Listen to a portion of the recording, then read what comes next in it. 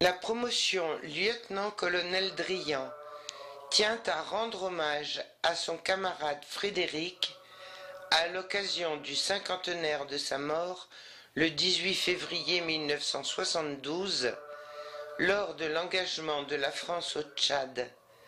Hommage réalisé à partir de photos et de films pris pour la plupart par des camarades de promotion à l'époque. Une première partie présente la promotion, son parrain et Frédéric lui-même. Puis, le film montre les conditions du premier grand engagement de la France au Tchad de 1969 à 1972 lors de l'opération Limousin.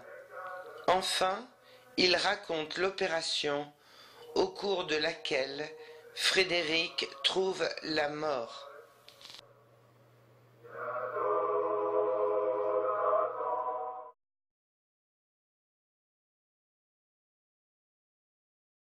C'était il y a 50 ans.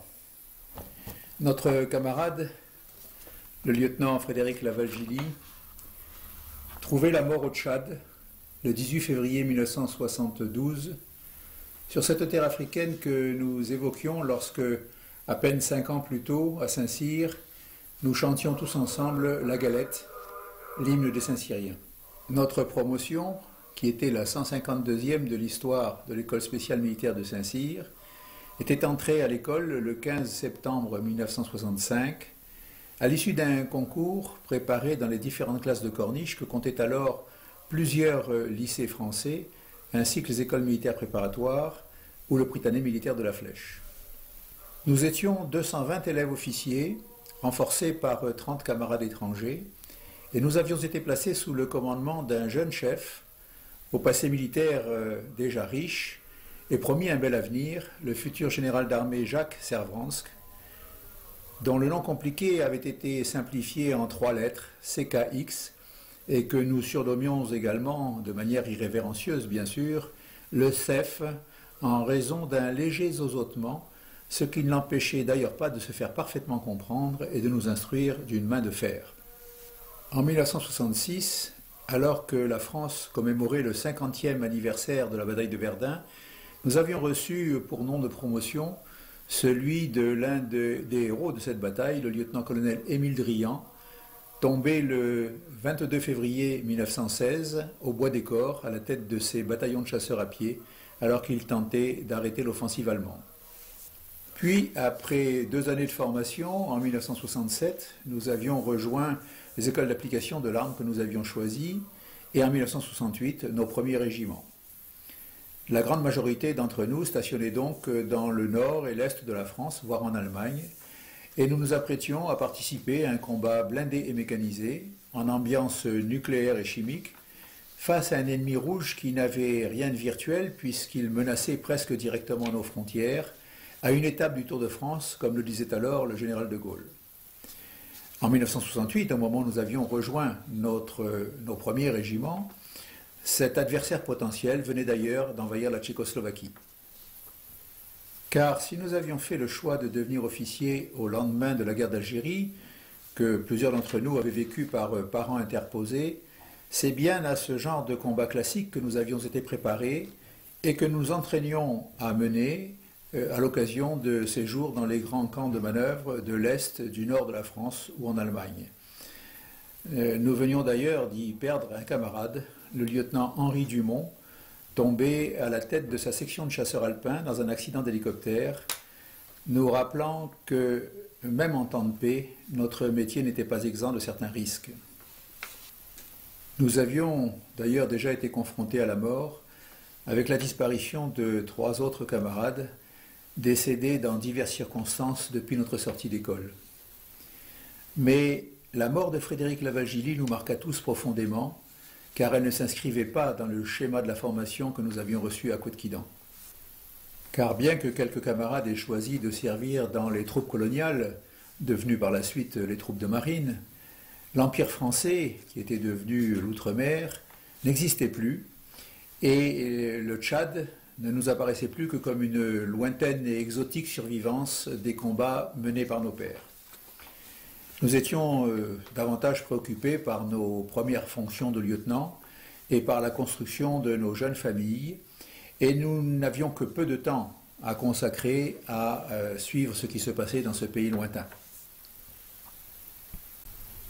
L'annonce de la mort au combat de notre camarade en fut d'autant plus violente et brutale, presque irréelle, sans que la promotion eût la possibilité de se rassembler autour de sa dépouille pour saluer celui qui était devenu le premier Saint-Cyrien depuis la fin de la guerre d'Algérie à mourir pour la France. Seule une petite délégation put se rendre à ses obsèques pour entourer sa famille et sa jeune veuve. Mais depuis 50 ans, nous n'avons pas oublié. C'est pourquoi, en ma qualité de secrétaire de la promotion, j'ai demandé à Michel Stouff, qui fut l'un des acteurs de ce que l'on n'appelait pas encore une OPEX, de rappeler quelles étaient les circonstances de ces combats lointains dans lesquels plusieurs d'entre nous furent engagés, dans des conditions souvent précaires et difficiles, et où 40 autres soldats français devaient trouver la mort.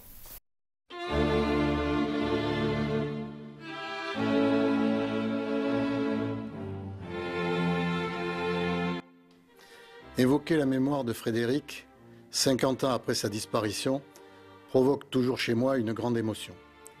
Mêlant la joie du souvenir de tant de moments d'amitié partagée et la douleur de la séparation, brutale, prématurée. Plus qu'un ami proche, il a été pour moi un grand frère, à la fois modèle et protecteur. Frédéric avait 2 ans de plus que moi. Il habitait au 8 de la rue de la Bienfaisance, à Saint-Ambrois, moi au 4. Instruit initialement par sa famille, jusqu'à la classe de 6e, il n'allait pas à l'école et rencontrait peu d'enfants de son âge. Aussi, dès que j'ai eu 3 ou 4 ans, nos parents sont convenus que nous partagerions de temps en temps nos jeux d'enfants, le plus souvent chez lui et au beau jour à son masé de Bergerolles, face au terrain de foot. Nous avons ainsi grandi ensemble, jouant aux soldats de plomb l'hiver, faisant avancer des figurines de coureurs cyclistes l'été, au rythme de nos billes lancées sur les routes tracées sur la terre. Nous avons appris ensemble à maîtriser progressivement la course à pied, le ballon rond, le vélo et la natation. À partir de la classe de 6e, il a été scolarisé au lycée d'Alès, obtenant des résultats brillants. Le relatif isolement de sa petite enfance n'a pas nui à l'épanouissement radieux d'un garçon intelligent, poli, équilibré, avenant, plein de vie, curieux de tout. Adolescent volontaire et déterminé, il affirma son goût de l'action. Ainsi, entraînant avec lui une dizaine d'amis, il créa et dirigea une patrouille de scouts rattachée à la troupe d'Alès, ce qui permit le vécu de belles aventures dans les Cévennes, les Alpes, le Pays Basque ou les îles Baléares, et surtout la concrétisation de solides amitiés. Vif, puissant, adroit et généreux, il fut intégré très jeune à l'équipe senior de football de l'Union sportive saint-ambroisienne au poste d'avant-centre. Pendant ces 2 années de corniche à Aix-en-Provence, sa moindre présence fut regrettée, avant que son intégration à l'école spéciale militaire de Saint-Cyr n'interrompe définitivement sa participation au club. Tous ses coéquipiers et les dirigeants du club ne tarissent pas d'éloges à son égard, tant au plan humain que sportif. En 1963, son bac en poche, il choisit de rejoindre la corniche de l'école militaire préparatoire d'Aix-en-Provence, faisant preuve une nouvelle fois de détermination et de persuasion. En effet, ses parents auraient préféré le voir s'orienter plutôt vers des études juridiques ou médicales. Il sut également me convaincre de le rejoindre et est donc à l'origine de ma vocation puis de ma carrière militaire. Je lui en suis infiniment reconnaissant. Jeune homme, il faisait l'unanimité par son charisme, son enthousiasme, son ouverture d'esprit, son intelligence vive et son charme. Excellent camarade, toujours de bonne humeur, Sa joie de vivre était communicative. Volontiers taquin, mais toujours bienveillant, il était apprécié de tous.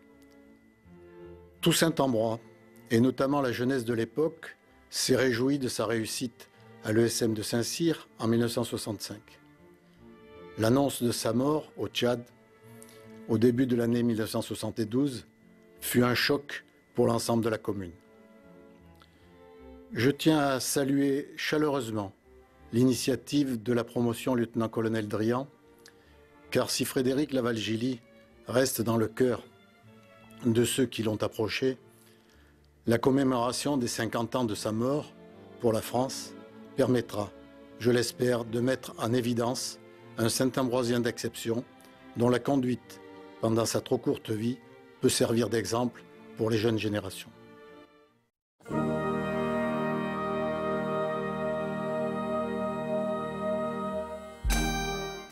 Je réponds à la sollicitation d'Henri-Jean Fournier et de Michel Stouff visant à élaborer un document à la mémoire de notre camarade Frédéric Laval-Gilly, mort au combat, mort pour la France, au Tchad, le 18 février 1972. Il se trouve que je suis, je pense, le dernier camarade de promotion à avoir vu Laval-Gilly de son vivant, puisque nous avons pu nous voir avant mon retour vers la France et alors qu'il venait d'arriver au Tchad. Nous nous étions connus non pas à Couette mais à Aix-en-Provence. Nous étions en corniche ensemble, déjà très amis. Nous sautions ensemble en parachute dans le cadre de la préparation militaire parachutiste. Et Frédéric faisait déjà l'unanimité de toute la corniche, connu de tout le monde, enjoué, enthousiaste, toujours de bonne humeur. Et il était l'ami de tout le monde, comme il l'a ensuite été à Couette. Ensuite, à Couette, mon grand bonheur a été de me retrouver dans la même section que lui, la Hubert, et de passer 2 années à ses côtés, avec d'autres bien sûr, et en connaissant tout ce que chacun d'entre vous connaît, de vicissitudes, de joie, de difficultés, mais surtout de grands moments de camaraderie. Frédéric Laval-Gilly était l'ami de tous, là aussi, dans notre compagnie, et pendant ces 2 années, il forçait l'estime et l'admiration et l'amitié de tout le monde. Quand est arrivé la fin des 2 années et le choix des armes, il se trouve que le classement ne permettait pas à Frédéric d'avoir exactement le choix qu'il voulait, mais pour avoir les troupes de marine, il a choisi les transmissions. Et il en a été extrêmement heureux. À ce moment-là, nos voies se sont séparées, lui vers son école d'application et moi de mon côté.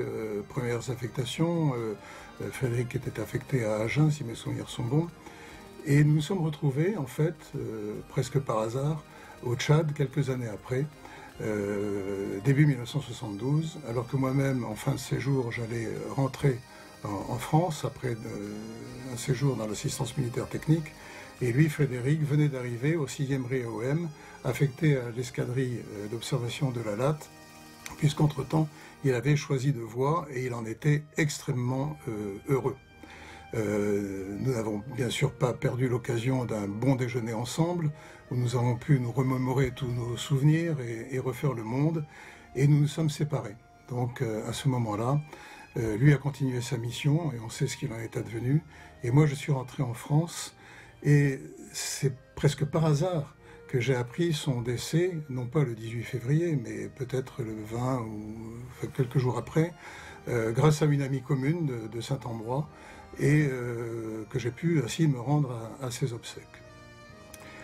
J'ai le souvenir d'obsèques extrêmement pesantes, bien sûr, d'une infinie tristesse, mais en même temps avec une communion au sein de l'Église, de tous les gens qu'il avait connus. L'église était pleine, il y avait des gens dehors, parce que Frédéric était adulé de tout le monde. Il faisait partie de l'équipe de foot de la ville, tout le monde le connaissait, et bien sûr, tout le monde l'appréciait. Le souvenir plus rude qui me reste, en dehors de ce moment-là, en dehors bien sûr de l'enterrement au cimetière, où fort heureusement certains de nos camarades sont allés se recueillir régulièrement. Le souvenir le plus rude qui me reste, c'est la tristesse militaire de ces obsèques. J'en ai eu honte. Ces obsèques sur le plan militaire étaient pitoyables. Un piquet d'honneur avait été désigné, qui ne savait pas présenter les armes, pas d'autorité militaire. Et bref, Frédéric a eu sur le plan militaire, à ce moment-là, tout ce qu'il ne méritait pas. Il va de soi que maintenant les choses sont mieux faites, si j'ose dire. Et Frédéric aurait eu le droit à des honneurs militaires bien plus dignes que ceux qu'il a eus, mais ce n'a malheureusement pas été le cas à l'époque. Et je conserve de ce souvenir un souvenir de honte. De honte. C'est bien pour ça que quelque temps après, quand le temps étant passé, j'ai pu, avec la complicité de notre camarade Guy Parère, gendarme, originaire de Saint-Ambrois lui aussi, organiser une cérémonie, beaucoup de camarades de promotion étaient présents, visant à ce qu'un lieu de la ville porte le nom de Frédéric Lavalgili, ce qui a été fait. Donc voilà ces quelques souvenirs que je peux compléter en disant qu'après les obsèques, je suis allé rendre visite à ses parents. Son père était greffier, sa maman et lui étaient des gens modestes, qui ne connaissaient pas grand-chose à la vie militaire, qui ne connaissaient rien des derniers instants de leur fils. Et j'ai pu, en inventant un petit peu peut-être, leur décrire ce qu'avaient pu être ces derniers moments, les mois qu'il avait vécu au Tchad. Ils buvaient mes paroles puisque le ciel leur était tombé sur la tête, ils ne s'attendaient pas à cela bien sûr, mais d'entendre quelqu'un leur parler de leur fils avait été à ce moment-là un grand réconfort. Quelques années après, et les choses ayant bien sûr évolué, il était bien sûr juste que la promotion rende honneur à Frédéric Lavalgili, et par ce document que nos camarades mettent très gentiment au point, on puisse offrir à Frédéric un souvenir digne de ce qu'il était et qui efface la honte que j'ai ressentie le jour de ses obsèques sur le plan militaire.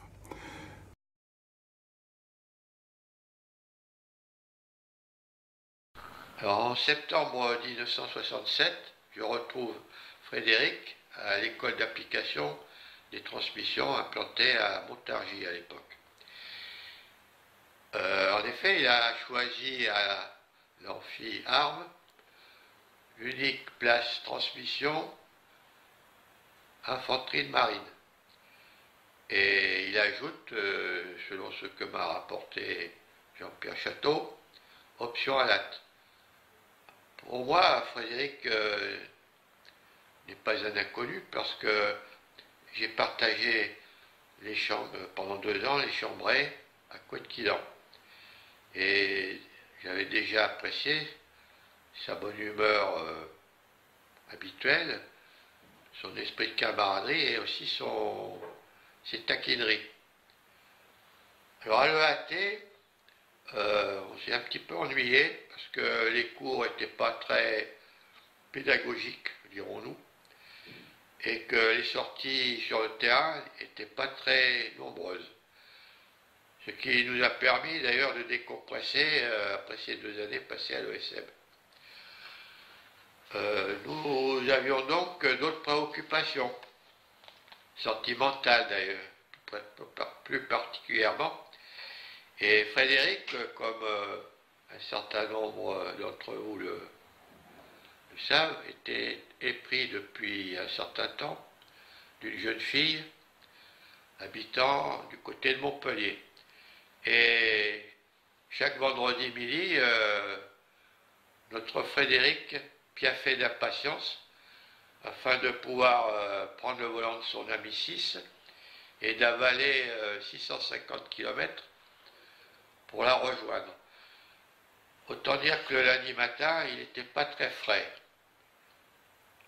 Je résumerai qui était Frédéric par une anecdote qui me concerne et qui montre combien il était attentif à son entourage. C'est qu'un soir, en entrant aux messes où nous logions, il m'aborde en me disant « Michel, qu'est-ce qui se passe ? T'as pas l'air dans ton assiette, est-ce que tu as des ennuis ?» Et je lui avoue qu'effectivement, j'avais reçu une mauvaise nouvelle de ma fiancée Joël, qu'il connaissait, et qu'il surnommait ma Dulcinée d'ailleurs. Et donc j'avais appris qu'elle avait été hospitalisée d'urgence à Paris. Et tout en me réconfortant, il me tend des clés et me dit, d'un air péremptoire, tu prends ma voiture, tu files à Paris et tu ne discutes pas. C'est pourquoi, près de 50 ans plus tard, son absence me pèse toujours autant. À l'issue de sa formation à Montargis, Frédéric est affecté en août 1968 à l'école militaire annexe des transmissions à Agen. Il y est instructeur d'élèves sous-officiers. Mais son rêve de devenir pilote va se réaliser. En août 1970, il rejoint l'école de spécialisation de l'aviation légère de l'armée de terre à Dax, école qui forme les pilotes d'avions et d'hélicoptères de l'armée de terre. Il y reçoit une formation de pilote sur avions d'observation. En mai 1971, il est affecté au 3e groupe de l'aviation légère de l'armée de terre à Rennes, comme pilote d'avion. En décembre 1971, il rejoint l'escadrille d'avions légers du 6e régiment interarmes d'outre-mer, basé à Fort-Lamy, capitale du Tchad. Cette escadrille est équipée d'avions légers tripasseurs et a pour mission la recherche du renseignement, le guidage et les liaisons. Il s'y fait immédiatement remarquer par ses grandes qualités humaines, militaires et techniques, mais aussi par son éternelle bonne humeur. Sous le soleil tchadien, le destin l'attend.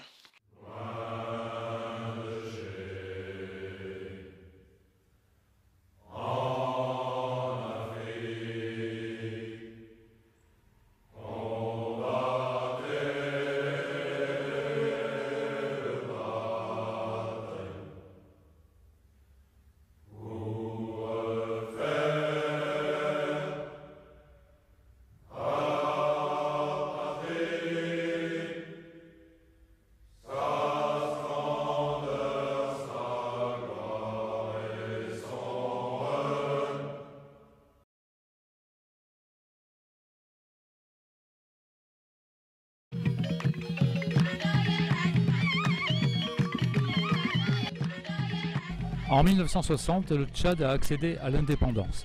Mais dès 1965, une situation conflictuelle commence à s'installer.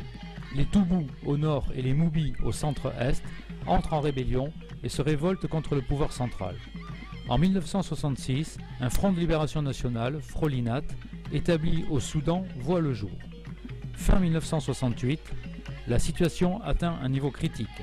L'armée nationale, démoralisée et indisciplinée, est dans l'incapacité de s'opposer avec succès aux exactions menées par les rebelles contre le pouvoir central.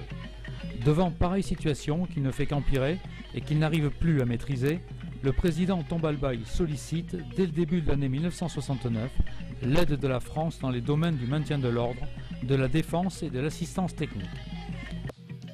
Le général de Gaulle accepte d'aider le Tchad pour y rétablir la paix. Il y met toutefois une condition, une réforme profonde de l'administration du pays et de son armée. Le 18 mars 1969, la France lance l'opération Limousin qui perdurera jusqu'à l'été 1972 lorsque le président Pompidou viendra à Fort-Lamy, aujourd'hui N'Djamena, célébrer le retour de la paix. Alors qu'avant cette date, l'engagement des forces françaises se limitait à des appuis logistiques et aériens, l'opération Limousin prévoit l'implication directe des unités françaises dans la lutte contre les rebelles. Très schématiquement, les forces françaises concernées comprennent alors les forces dites prépositionnées, stationnées à Fort-Lamy, la base aérienne 172 mettant en œuvre des avions de transport Nord-Atlas 2501 et le 6e régiment interarmes d'outre-mer et ses 2 unités opérationnelles, la 6e compagnie parachutiste d'infanterie de marine, la CPI-MA, et un escadron d'automitrailleuses, le BI-MA, et des unités et des moyens de renfort venus de métropole, essentiellement hélicoptères de manœuvre Sikorsky H-34, avions de transport tactique Nord-Atlas et Transal, chasseurs d'appui-feu AD-4, avions d'observation tripasseurs,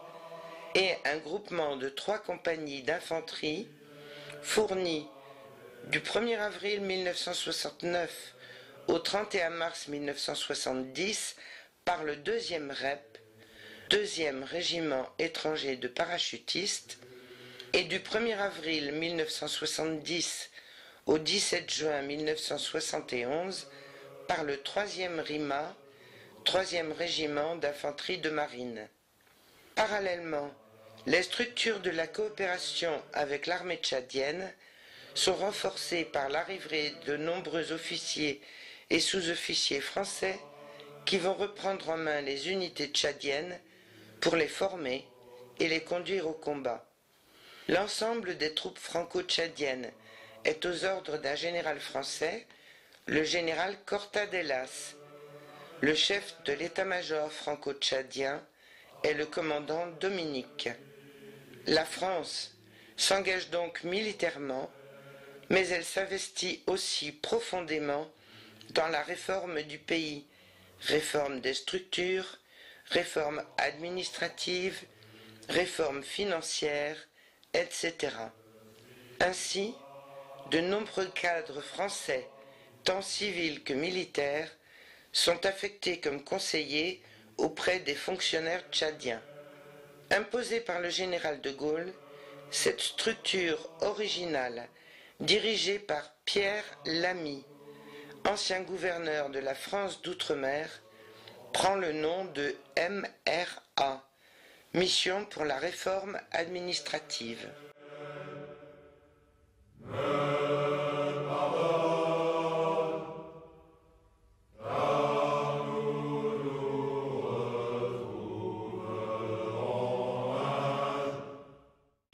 Il s'agit de combattre les rebelles, de redonner confiance à la population, de tenter de rallier les dissidents et de mener des actions de pacification, seules susceptibles de restaurer une paix durable. Sur le terrain, il s'agit de traquer les bandes rebelles, les épuiser, les disperser et les réduire, afin de les amener au départ des forces françaises, à la pointure d'une armée tchadienne revalorisée.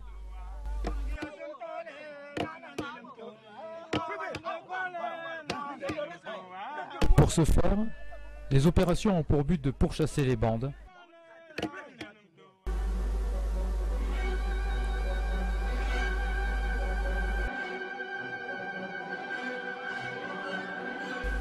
il faut également reprendre contact avec les populations rurales terrorisées, les soustraire à l'emprise rebelle, les amener à l'autodéfense et renouer le dialogue.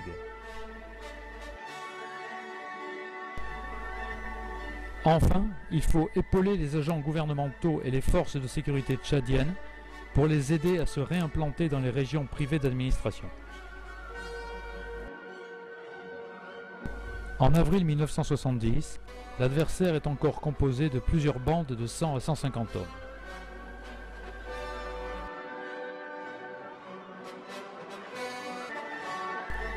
L'activité opérationnelle est faite de patrouilles de reconnaissance, de mise en place d'embuscades, de périodes de nomadisation et d'instruction des milices.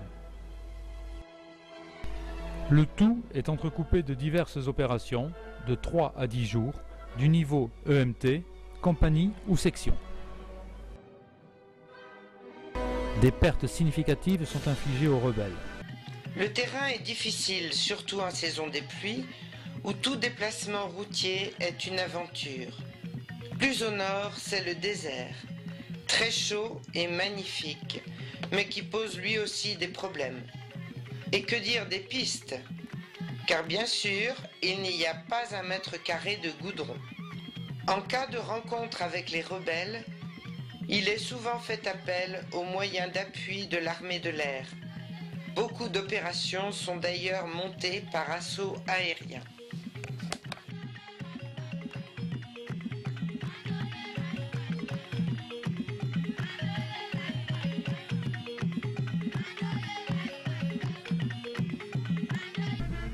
Dès l'arrivée dans les postes, il faut s'organiser, faire preuve d'initiative et d'ardeur, en dépit d'une température généralement supérieure à 40 degrés.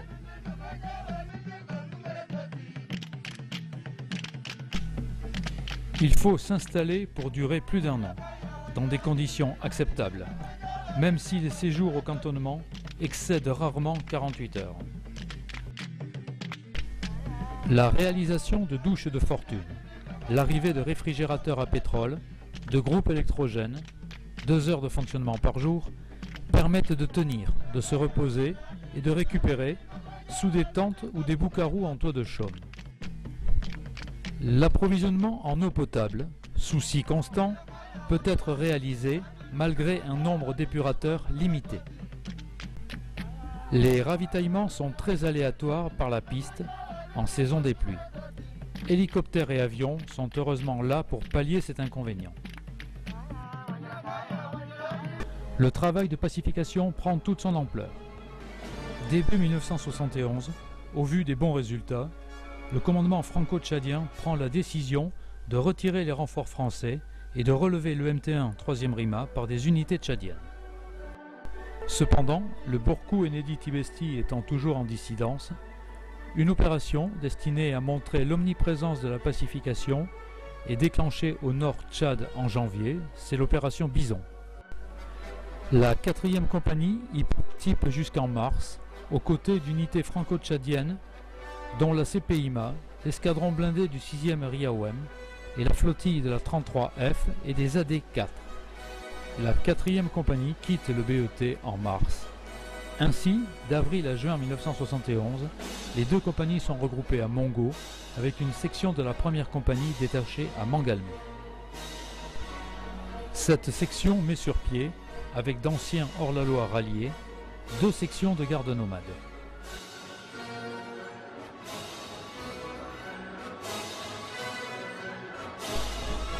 Le MT1 3e RIMA transmet ses responsabilités territoriales à l'armée tchadienne. C'est la période des nomadisations et c'est la fin de la mission. Le travail est accompli. Début juin 1971, la section détachée à Mangalmé quitte son poste pour rejoindre sa compagnie à Mongo, puis prendre la piste pour Fort-Lamy et rentrer en France. Elle a été relevée par une section de l'armée tchadienne. Elle laisse en brousse 2 sections de la garde nomade, nouvellement créées à partir d'anciens rebelles ralliés. Le retour en France du 3e régiment d'infanterie de marine marque une étape dans l'opération Limousin. Durant cette première période, 39 soldats français sont morts pour la France. La grande majorité appartient à la 6e compagnie parachutiste d'infanterie de marine, la plus engagée. Ainsi, le 11 octobre 1970, elle tombe dans une embuscade dans le Tibesti. Elle parvient à se dégager, infligeant des pertes sévères aux rebelles, mais perd 11 paras. Ce lourd bilan fait l'effet d'une bombe en France.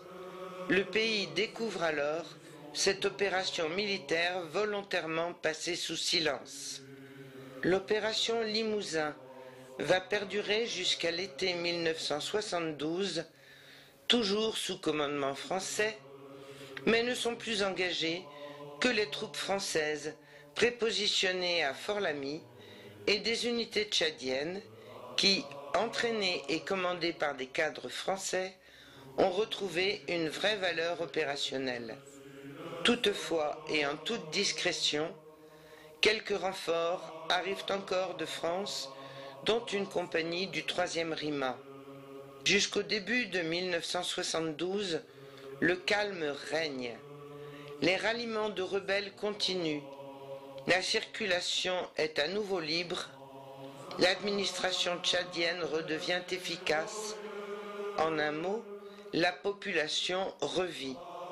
Mais le colonel Kadhafi, arrivé depuis peu au pouvoir en Libye, se brouille début 1972 avec le président Tombalbaye et relance la rébellion dans le centre et l'est du Tchad, formant des cadres et fournissant aux rebelles des équipements et des armes modernes.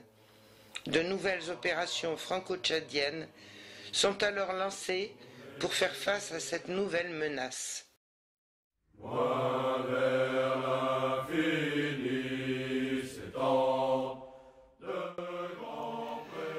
Michel Stouff m'a demandé de vous apporter un témoignage bien modeste, mais sur les circonstances de la mort du lieutenant Laval-Gilly de votre promotion.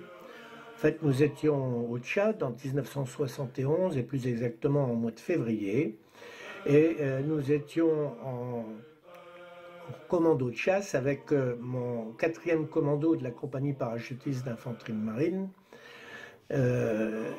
et à la recherche de bandes rebelles, car des informations faisaient état d'un soutien de Kadhafi à l'armement, au financement et à l'organisation d'importantes bandes rebelles au Soudan, ces bandes cherchant à s'infiltrer au Tchad pour, bien sûr, y activer la rébellion. Au moment de l'opération qui nous concerne, nous étions en nomadisation, à la recherche d'informations dans les villages ou de traces sur les différentes pistes qui quadrillaient notre zone d'action.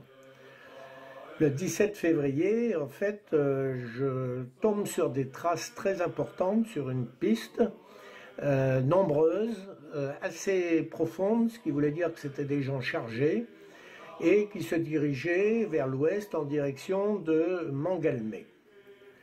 Après avoir rendu compte, je reçois l'ordre de continuer sur ces traces, et donc je poursuis en direction de ces traces, et qui, en fin de journée, me rapproche du village d'Amdagashi, face auquel était déjà aussi arrivé un autre commando de la CPIMA, celui du lieutenant Simon, qui lui venait d'une autre direction. Nous avons reçu l'ordre surtout de ne plus bouger, de ne pas chercher à accrocher, car avec la nuit qui arrivait, nous n'aurions pas pu avoir d'appui aérien, que ce soit par l'hélicoptère pirate, l'hélicoptère armé, ou par les avions de chasse Sky Raider, qui étaient extrêmement intéressants en termes d'appui, ou des éléments d'observation par les avions de la LAT. Donc nous avons attendu le lendemain matin, et le lendemain matin, nous voilà partis en ligne, en rapetissant, dans une brousse assez épaisse, au sens où, vu du sol, la visibilité était assez limitée, alors que certainement, vu d'avion, il s'agissait d'acacias épars un peu partout, et que ça paraissait beaucoup plus clairsemé. Mais pour nous, au sol, la visibilité était loin d'être parfaite. Donc nous voilà en train d'avancer. Quand nous avons commencé à accrocher, et nous avons nous accroché pendant que l'autre commando était lui en train d'accrocher, alors plus sévèrement de son côté, mais c'était la même bande en fait que nous étions en train de prendre par deux côtés. Vers 11 h du matin, j'ai été survolé à très basse altitude par un tripasseur qui vraiment volait très bas, et il s'agissait en fait, nous l'avons appris après, d'un tripasseur qui était armé par le commandant Lepuloc, le chef du bureau opération du 6e régiment interarmes d'outre-mer, dont dépendait la CPIMA, par l'adjudant Lartiou, qui était le pilote, et puis le lieutenant Laval-Gilly, qui lui était observateur pilote. Alors, en fait, il n'était pas sur zone au moment du démarrage du combat, mais ayant entendu par la radio, et n'étant pas très loin, de la zone qu'il y avait un gros accrochage et ils étaient venus à la rescousse.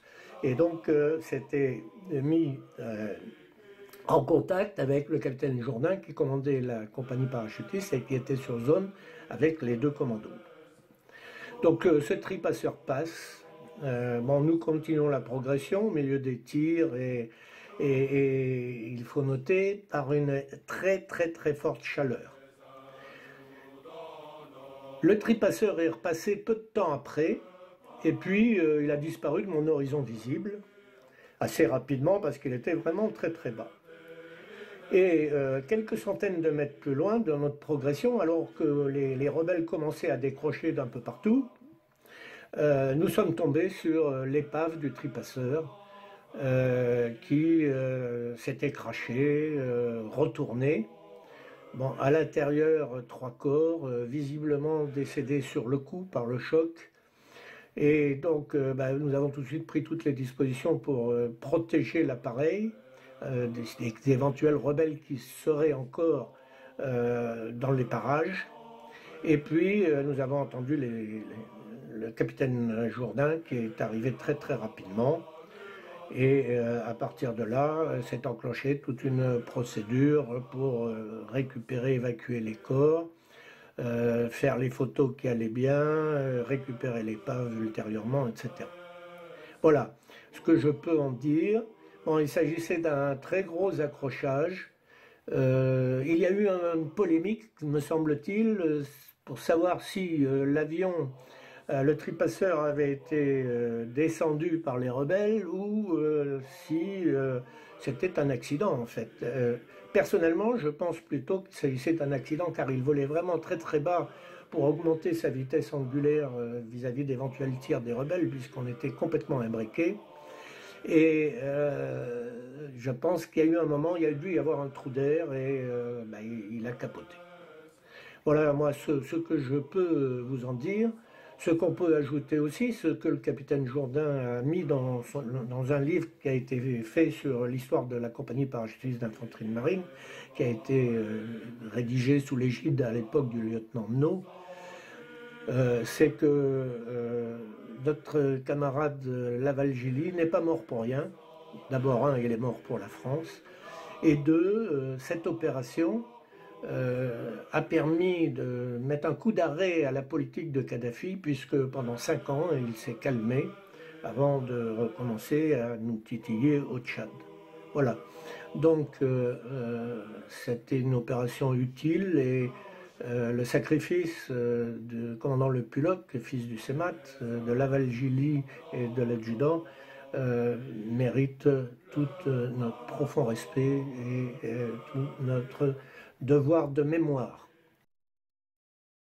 Depuis 50 ans, nous n'avons pas oublié. Dans les années qui suivirent la mort de Frédéric, la promotion entretint des relations essentiellement épistolaires avec ses parents, que la mort de leur fils unique avait rendus inconsolables et qui finirent leur vie tristement repliés sur eux-mêmes sans que nous puissions leur apporter de réconfort. Nous aurons donc aujourd'hui une pensée pour eux également. Puis en 2006 se produisit une conjonction stellaire de haut niveau qui provoqua une manifestation en hommage à Frédéric. Cette année-là, en effet, le directeur général de la gendarmerie était le général d'armée Guy Parère, natif de Saint-Ambrois et ami d'enfance de Frédéric, tandis que notre camarade Bernard Torette était chef d'état-major de l'armée de terre. Tous deux tombèrent rapidement d'accord pour donner suite à l'idée de Guy Parère de rendre hommage à son ami d'enfance, et une belle cérémonie fut organisée le 9 juin 2006 à Saint-Ambrois avec le concours de la mairie et la participation de nombreux habitants qui avaient connu la famille. La promotion, quant à elle, fut dignement représentée par une vingtaine de camarades, parfois accompagnés de leur épouse, qui se retrouvèrent d'abord pour partager un repas.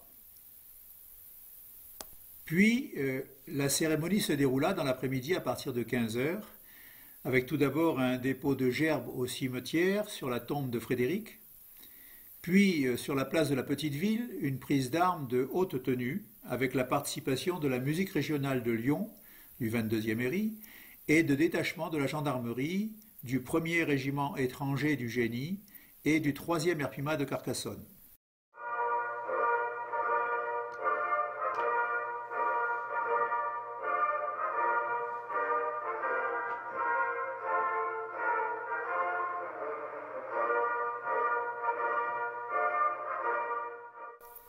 Au cours de cette cérémonie, je fus amené à prononcer l'éloge de notre camarade.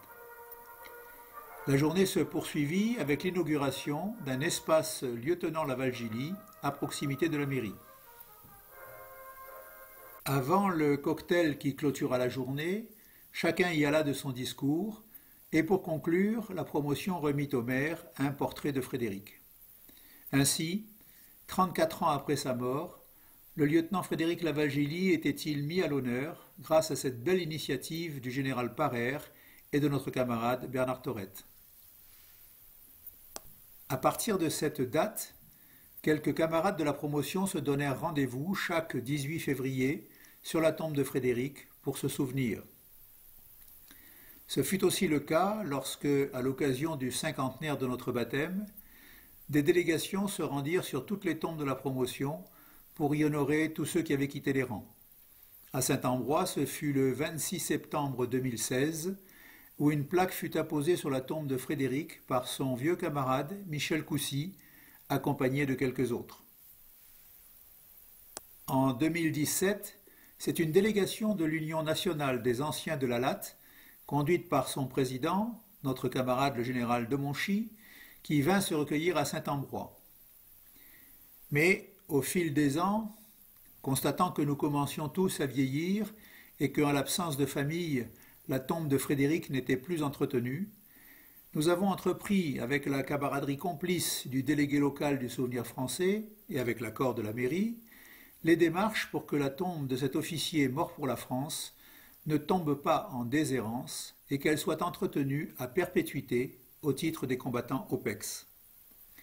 C'est ce qui est désormais fait par la délégation du Souvenir français du Gard, qu'elle en soit vivement remerciée. Le souvenir du lieutenant Frédéric Laval-Gilly, mort pour la France au Tchad le 18 février 1972, perdurera ainsi longtemps après nous, et la promotion Drian sait qu'elle peut compter sur la ville de Saint-Ambrois pour garantir la pérennité de cet hommage posthume à l'un de ses enfants.